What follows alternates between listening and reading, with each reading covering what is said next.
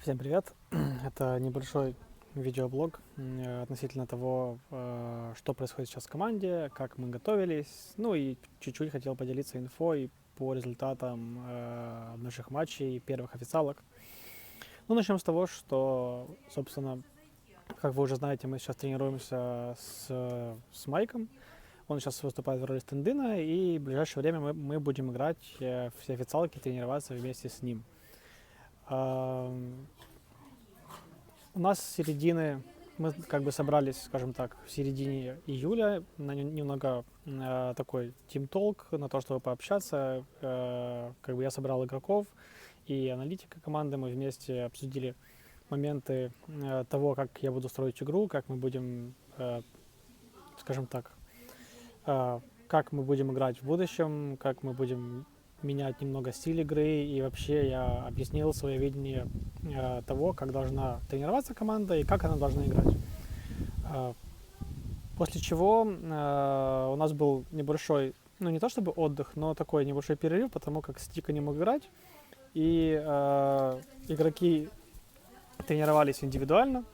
Вот. И мы некоторые матчи играли тренировочные со мной, как пятым игроком, просто для того, чтобы почувствовать какие-то моменты, связанные там друг с другом, коммуникацию. То есть мы сыграли со Смайком буквально 2 или 3 дня полным составом, а потом Стика уехал на какое-то время, и у нас был такой полутренировочный, отдыхательный процесс. Ну, скорее даже не то чтобы отдыхательный, просто больше времени игроки уделяли на FPL, на индивидуальную подготовку. Вот. И, собственно, я тоже там прикидывал, какие вещи мы можем пробовать, собственно, что у нас получается. Несколько праков, которые мы сыграли со мной, конечно, было достаточно прикольно. Я давно не играл на нормальном уровне, да и просто ни одного не было матча, когда я играл бы с вармапом, но при этом мы на некоторых праках могли обыгрывать даже такие команды, как Godsend и Ends. Я там с Проноксом воевал за, скажем так, пытался с Проносом конкурировать за худшее место по статистике среди 10 игроков. Вот. Ну, было забавно. Собственно, какие-то вещи мы наиграли. И с 1 числа, с 1 августа приехал Стико, и мы начали уже тренироваться. У нас было 3 полноценных тренировочных дня. Мы продумали мап-пул, который хотим играть на ближайшие матчах в нашей группе. Мне кажется, нам немного повезло с группой на StarLadder, потому как у нас были Spirit, Gambit и Fruits, сравнивая с тем, что в других группах были команды, скажем так, более рейтинговые, ну, более крутые по рейтингу, то нам, наверное, чуть-чуть повезло. Но мы знали, что, во-первых, Spirit очень на хорошем ходу, ребята многих команд обыгрывают очень уверенно. Таких команд, там, как тех же Epsilon, Space Soldiers, Ends, то есть Spirit сильная, такой сильный среднячок. На данный момент видно, что у них много официалок, им не хватает времени на подготовку, но видно, что ребята были более в форме, чем мы индивидуально, да и командно, и мы знали, что с ними будет достаточно трудно. По поводу Gambit, мы также знали, что Митя и компания только-только приехали с отдыха и явно не будут не в полной форме, поэтому мы как бы знали, что они сильный соперник однозначно. Это говорит, конечно же, их попадание в 8 лучших на прошлом мейджоре. Но понимали, что пока они не в форме, нам нужно, собственно, брать победу и стараться выйти из группы на 1 месте. Ну и Fruits, это венгры, которые нигде особо не блистали. Пара игроков есть более известных, чем остальные, но мы были уверены, что победим легко. По матчам, конечно же, со Spirit было непросто. Мы сыграли 2 карты. Мираж они пикнули, мы пикнули Нюк. Собственно, на Нюке мы вообще были хорошо уверены. Мираж знали, что они пикнут. И очень классно действовали за дефенс. В какой-то момент что-то за атаку не работало, потому как у них хорошо получались свои действия. Плюс Давкост замечательно отыгрывал. Вот. Да и мы и за дефенс отдали 2 раунда. Мы проиграли пистолетку и 2 эко-раунда. И выиграли сторону 10-5. То есть мы не проиграли ни одного оружейного, но при этом умудрились отдать 2 эко, наверное, потому что какие-то вещи еще не так попритирались там в плане схем по взаимодействие игроков после какого-то размена и после какой-то ситуации. В некоторых моментах это была лишняя ротация, в некоторых моментах просто игроки смотрели не туда, куда нужно, и просто какая-то несыгранность еще позволила, собственно, Спиритом взять те раунды. Ну и опять же, там Колди и Сотфик, я помню, очень круто стреляли из пистолетов, что в пистолетном раунде ребята там раздали дико, что и на этих двух эко-раундах они просто очень круто сдали и классно сыграли позиционно. Вот. Нюк, как бы мы были уверены, что все будет окей. У нас хорошо получались наши задумки, наши действия. Игроки классно чувствовали карту. В матче с Гамбит, Фрутс там вообще получилось без шансов. Мы как-то очень легко их обошли. Обе атаки у нас получались отлично. Я знал, что они за дефенс будут играть. Я догадывался о стиле игры команды за дефенс. Плюс нам помог, конечно же, аналитик Амиран, который посмотрел пару матчей и сказал, что ребята играют в таком-таком стиле. Вот. И мы классно действовали за атаку. И на каждой карте взяли, по-моему, минимум по 11 или по 12. Это был Мираж и Трейн. Вот. И матч с Гамбит, мы понимали, что уже ничего не решает, но нам важно как можно больше матчей играть с максимальной самоотдачей, чтобы учить себя хорошо выступать на официалках и отыгрывать, собственно, как можно больше ситуаций серьезно, потому как больше ситуаций ты отыгрываешь, больше ошибок появляется, а потом эти ошибки можно фиксить, и чем быстрее ты фиксишь ошибки, тем быстрее ты становишься сильнее. Вот. И, собственно, с гамбитами на нюке мы много накосячили за дефенс. Опять же, пару таких неправильных моментов с ротациями, лишних движений и проблем с коммуникацией. Но в атаке мы в какой-то момент очень классно собрались, четко прочувствовали, как они играют, и классно нам удалось отыграть свои раунды и свои задумки. То есть мы чувствовали хорошо карту, чувствовали, где они и куда они смещаются. То есть мы видели и понимали, скажем так, слепые зоны, в которые мы можем проходить, и классно отыгрывали за счет этого в клатч-ситуациях. Собственно, очень довольны, что выиграли все матчи 2-0.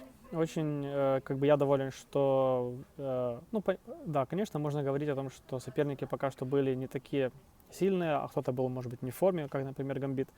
Но я же говорил, что Спирит сейчас многих ребят побеждает, и это игра была достаточно хорошей. Я доволен тем, как мы прошли эту группу. Вот, но это далеко не достижение, конечно же. У нас впереди матч с Alternate Attacks, и потом, надеюсь, дальше по сетке мы сможем продвинуться и, конечно же, взять квоту. Для нас цель, конечно же, получить квоту на StarLadder и поехать на LAN в Китай. Вот.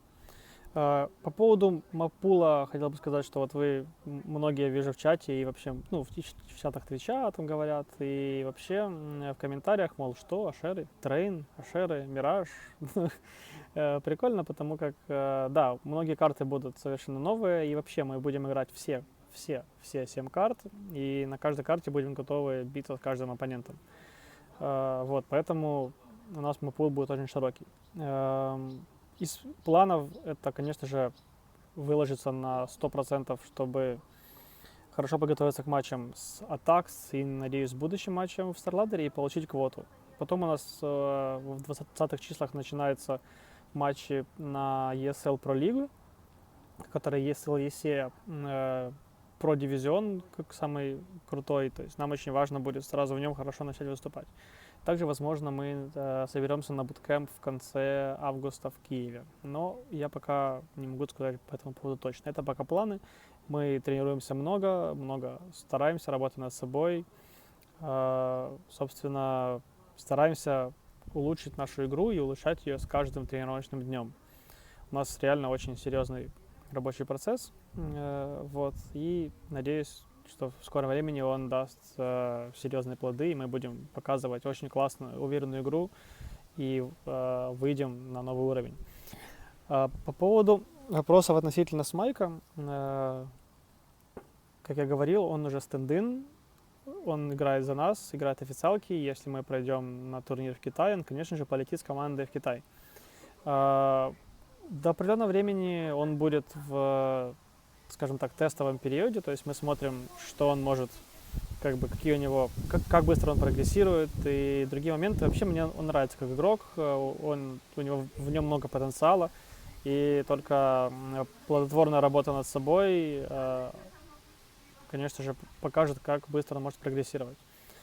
Я буду рад, если все будет хорошо, и мы в итоге останемся этим составом. Но первый момент, это, конечно же, мы понимаем, что молодой игрок будет иметь проблемы на лан-турнирах. И главная тема, чтобы посмотреть, как он заиграет на лане. Для этого мы работаем плодотворно, для того, чтобы пройти на свой первый лан в Китае. Я очень надеюсь, что у нас получится. Так, потом я обещал на некоторые вопросы ответить, которые вы писали в социалках. Вот, сейчас, собственно, этим и займусь. Вопрос такой: расскажи про свою роль.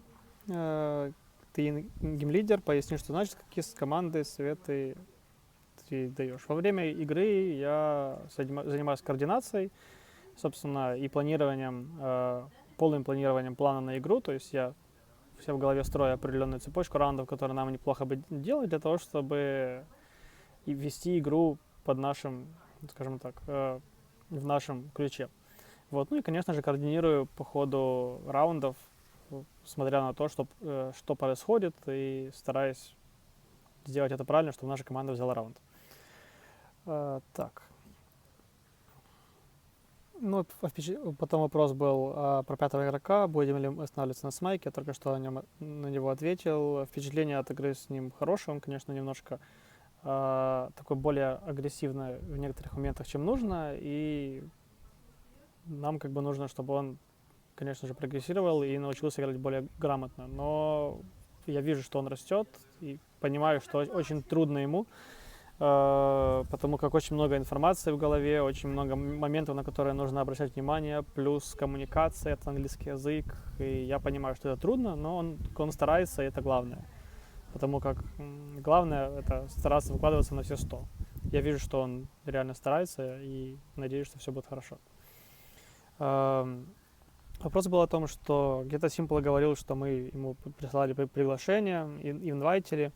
Я скажу так, была ситуация такая, что перед мейджором я с ним списался и спрашиваю его, и когда увидел новость о том, что подписали Пимпа, и я уже знал, что он точно не будет играть в Liquid, я просто сказал Саше, мол, давай после мейджора встретимся, пообщаемся, может быть, тебе было бы интересно быть в Ашерах, и вообще мы бы, я бы хотел понять, какие у него взгляды на развитие его карьеры в дальнейшем, и опять, задавав определенные вопросы, понять, подойдет ли он нам или нет. У нас далеко не было такой уверенности, что вот нам нужен Simple, без него там все будет трудно. Да, Саша очень хороший и талантливый игрок, вот, но не в каждую команду и не в каждом случае такой игрок может подойти. Я как раз именно в ходе разговора думал, посмотреть, что из этого выйдет. То есть не было четкого ему инвайта, но мы думали поговорить. Но после того, как он написал твит, что они пойдут в Ашер точно, понятно, что актуальность этого момента, этого разговора пропала, и мы по этому вопросу дальше не пересекались. Так, потом. Еще пару вопросов. Так. По поводу Смайка уже говорил. Вопрос. Вчера вы пикнули Нюк против Гамбит. Будет ли Нюк теперь в вашем основном пике карт? Нюк будет одной из тех карт, которые мы будем уверенно играть с любым оппонентом в мире. Как вжился в состав Смайк? Появилась ли мотивация рвать и метать? Могут ли быть какие-то замены? Замена может, то есть у нас есть 4 игрока основы и 1 игрок стенд-ин. Тут все понятно. Если все будет окей, и мы увидим, что Смайк классно прогрессирует, он нам подходит, я буду очень рад, если он останется в нашей команде. Но время покажет. Главное работать и показывать результат. Думаю, что вжился он в состав нормально. Я вижу, что он и растет постепенно в плане коммуникации, и нормально все ребята общаются, шутят, все отлично. Мотивация рвать и метать. У меня очень сильная мотивация на то, чтобы вывести команду на реально новый уровень, и чтобы все забыли, что такое ошеры, и все воспринимали команду на максимально серьезном уровне, и чтобы мы, собственно, входили в первый эшелон команд в мире. У других ребят, думаю, что мотивация не меньше. У того же Бондика и Ангела, которые не прошли на последний мейджор. Они, я думаю, очень злые, в первую очередь, на себя в чем-то. И очень хотят доказать всем, что это просто был момент слабости, но они очень сильные, крутые игроки. Ну и, конечно же, Стик и Зера, молодые ребята, которые постепенно прогрессируют все лучше и лучше. Вот, и я думаю, что у них мотивации не отбавляй. Собственно, на этом, наверное, все. Спасибо, что смотрите. Я надеюсь, что на все вопросы, такие все интересные темы на данный момент я, собственно, раскрыл. Ну что, еще раз спасибо, что смотрите. Всего доброго.